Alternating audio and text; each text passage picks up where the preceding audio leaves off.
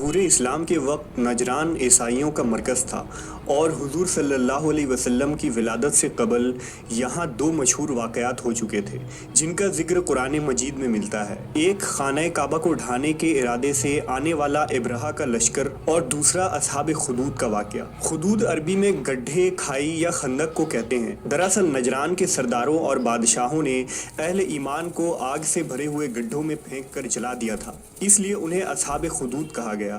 اس علاقہ پر بنی حمیر نے صدیوں تک حکومت کی تھی۔ حضرت موسیٰ علیہ السلام کے بعد یمن کے علاقوں میں یہودیوں کی حکومت آ گئی۔ یہ حضرت عیسیٰ کے 500 سال بعد یعنی 523 عیسوی کا سال تھا اور حضرت محمد صلی اللہ علیہ وسلم کی پیدائش سے 70 سال پہلے کا زمانہ تھا۔ یہاں ایک بادشاہ کی حکومت تھی جس کا نام ذونواس تھا، جو حمیری نامی قبیلے سے تعلق رکھتا تھا۔ وہ یہودی ہو گیا، اس کے ساتھ ہی اس کا پورا قبیلہ بھی یہودی ہو گیا۔ اس نے اپنا نام یوسف رکھا۔ ایک دن محل میں موجود جادوگر بادشاہ کے پاس گیا اور کہنے لگا کہ میں اب بہت بوڑھا ہو چکا ہوں، کسی وقت بھی موت آ سکتی ہے۔ میری خواہش ہے کہ مجھے کوئی ذہین و فطین بچہ مل جائے جسے میں اپنا کالا علم منتقل کر سکوں تاکہ میرے مرنے کے بعد وہ میرا جانشین بن سکے۔ بادشاہ نے حکم دیا کہ کسی ذہین لڑکے کو انتخاب کر کے اسے جادوگر کا شاگرد بنا دیا جائے۔ حکم کی تعمیل کی گئی اور ایک نہایت ہی ذہین لڑکے کو جادوگر کے سپرد کر دیا گیا۔ لڑکا صبح سویرے اپنے گھر سے جادوگر کے پاس جاتا اور اس سے کالا علم سیکھتا۔ راستے میں ایک راہب کا ٹھکانہ تھا۔ ایک دن جب وہ راہب سے ملا تو اسے اس کی باتیں بڑی اچھی لگی۔ وہ راہب موحد اور حضرت عیسیٰ علیہ السلام کا پیروکار تھا۔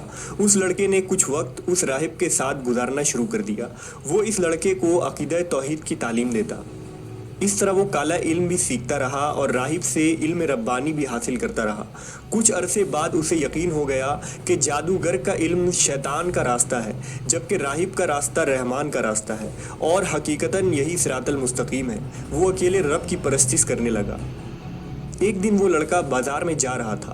اس نے دیکھا کہ ایک بہت بڑے اور خوفناک جانور نے لوگوں کا راستہ روک رکھا ہے اور لوگ اس کی وجہ سے راستہ عبور نہیں کر پا رہے ہیں۔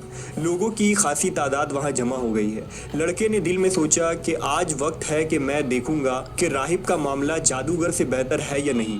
اس نے ایک پتھر اٹھایا اور کہنے لگا، اے اللہ، اگر راہب کا معاملہ جادوگر کی نسبت تجھے زیادہ پسندیدہ اور زیادہ راضی کرنے والا ہے تو اس جانور کو ہلاک کر دے تاکہ لوگ راستے سے گزر جائیں۔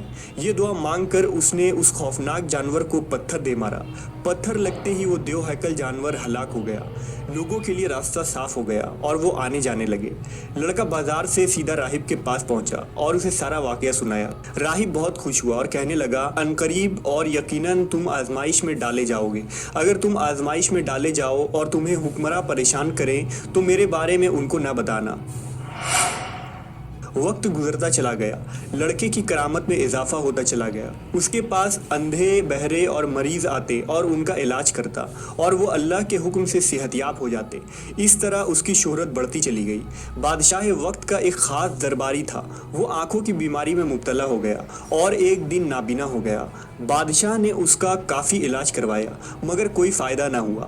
کسی نے اس سے لڑکے کے بارے میں بتایا تو وہ بہت سارے تحفے تحائف لے کر اس لڑکے کے پاس پہنچ گیا۔ اس نے لڑکے سے کہا کہ اگر تم مجھے شفا دے دو تو یہ سارے تحفے تحائف سامان تمہارا ہوگا۔ لڑکے نے جواب دیا، میں کسی کو شفا نہیں دے سکتا، شفا دینا صرف اللہ کا کام ہے۔ ہاں، اگر تم اللہ پر ایمان لے آؤ تو میں اس سے دعا کرتا ہوں کہ وہ تمہیں بینائی عطا کر دے۔ بادشاہ کا خاص درباری اللہ پر ایمان لے آیا اور اللہ نے اپنے فضل سے اسے شفا دے دی اور وہ دوبارہ دیکھنے لگا۔ اب وہ دوبارہ بادشاہ کے دربار میں جانے لگا۔ بادشاہ نے جب دیکھا کہ اس کا خاص جانشین دوبارہ دیکھنے لگا ہے تو اس سے پوچھا کہ تمہاری بینائی کون واپس لایا؟ وہ کہنے لگا، میرے رب نے مجھے دوبارہ بینائی عطا کی ہے۔ بادشاہ جو خود کو ہی رب سمجھتا اور کہلواتا تھا، کہنے لگا، میں نے کب تمہاری بینائی درست کی؟ اس نے جواب دیا، بادشاہ سلامت، آپ نے نہیں بلکہ میری نظر اس رب نے درست کی ہے جو میرا بھی اور آپ کا بھی رب ہے۔ بادشاہ کو شدید غصہ آیا کہ میرے علاوہ اور کون رب ہو سکتا ہے۔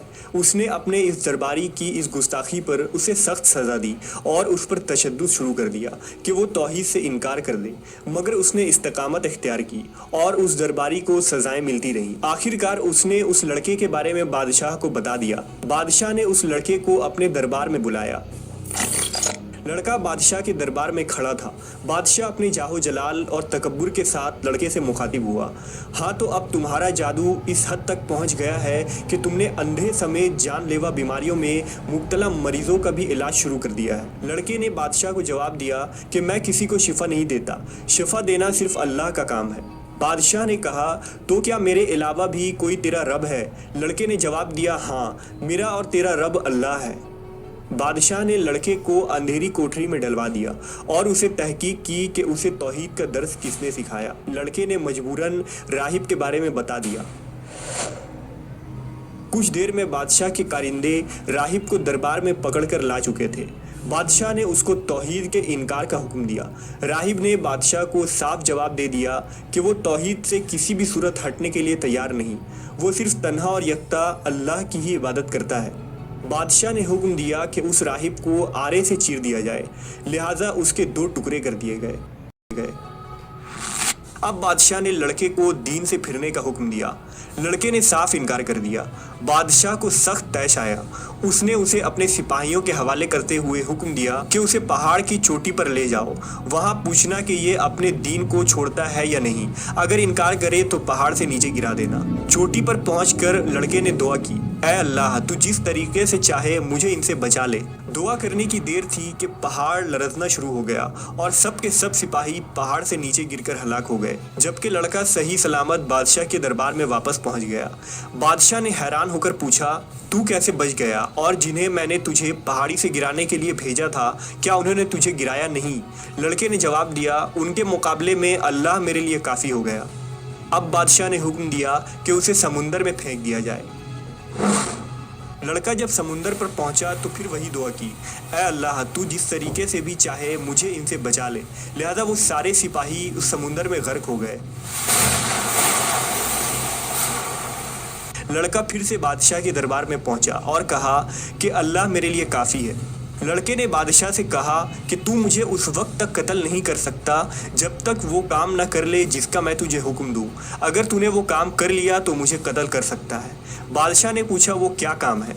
लड़के ने कहा, सब लोगों को एक खुले मैदान में जमा कर, फिर मुझे एक दरख्त के तने के साथ लटका और मेरे ही तरकस से एक तीर निकाल और फिर ये पढ़, लड़के के रब अल्लाह के नाम से। बादशाह ने बिस्मिल्लाह रब्बुल गुलाम पढ़ते हुए तीर कमान के दरमियान रखा, फिर लड़के की तरफ फेंका। तीर लड़के की गर्दन पर लगा। लड़के ने अपना हाथ उस जगह रखा जहां तीर लगा था और फिर उसकी रूह परवास कर गई। लोगों ने ये मंजर देखा तो बेसाख्ता कह उठे, हम उस लड़के के रब पर ईमान ले आए। बादशाह ने उसके हवारियों से कहा कि देख लो, जिसका डर था वही हुआ, अब तो सब लोग अल्लाह पर ईमान ले आए हैं। बादशाह ने हुक्म दिया कि तमाम गलियों के दहानों पर खंदकें खुदवा दी जाएं, इनमें आग जला दी जाए। बादशाह ने कहा कि जो अपने नए दीन से बाज आ जाए तो उसे छोड़ दो, वरना उसे उस आग में फेंक दो।